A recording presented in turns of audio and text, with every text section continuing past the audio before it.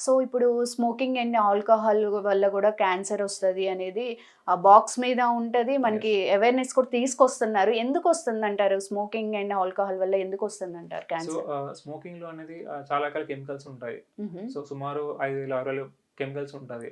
అందులో 70, 100 రకం క్యాన్సర్ కారకాల కెమికల్ ఉంటాయన్నట్టు.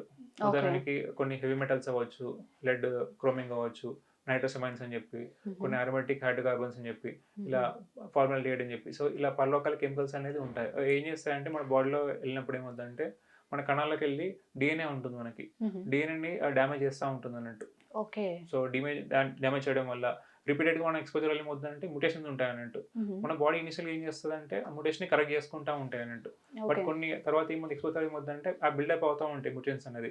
సో, మన బాడీ కూడా రిపేర్ చేయలేకపోతా ఉంటుంది మెకానిజమ్స్ అనేది. అలా ఓకే. ఉన్నప్పుడు ఏమవుద్దంటే ఆ మ్యుటేషన్ వల్ల క్యాన్సర్ కణ విభజన ఉంటుందన్నట్టు. సెల్ డివిజన్ అనేది అన్‌కంట్రోల్ అయిపోతుందన్నట్టు. ఓకే. అండ్ సెల్ డెత్ కూడా అన్‌కంట్రోల్ ఉంటుందన్నట్టు. So, okay. దీనివల్ల ఏమవుతుందంటే గడ్డ అనేది పెరుగుతుందని. అలాగే స్మోకింగ్ చేసినప్పుడు ఏమవుతుందంటే మెయిన్‌గా అంటే ఓరల్ క్యావిటీ మన నోటి ఎక్స్‌పోజ్ అవుతుందన్నట్టు. హుహు. అలాగే మన గొంతు ఎక్స్‌పోజ్ అవుతుంది. ఓకే. ఊపిరితిత్తులు, హుహు. స్టమక్, అలాగే ఫిల్టరింగ్ మన కిడ్నీ త్రూ ఫిల్టర్ అవుతా ఉంటుంది. ఏదైతే ప్రొడక్ట్స్ ఉన్నాయో. So, kidney, bladder. సో, ఇలా పలు రకాల క్యాన్సర్స్ అనేది ఉంటుంది. హుహు. సో, అందుకే స్మోకింగ్ దీర్ఘకాలికంలో లాంగ్ టర్మ్ చేసినప్పుడు రిస్క్ ఉంటుంది. అలాగే కొంతమంది ఆల్కహాల్ తీసుకుంటారు. హ్మ్. సో, ఆల్కహాల్, స్మోకింగ్ అనేది కంబైన్డ్ ఎఫెక్ట్ అన్నట్టు. So, okay.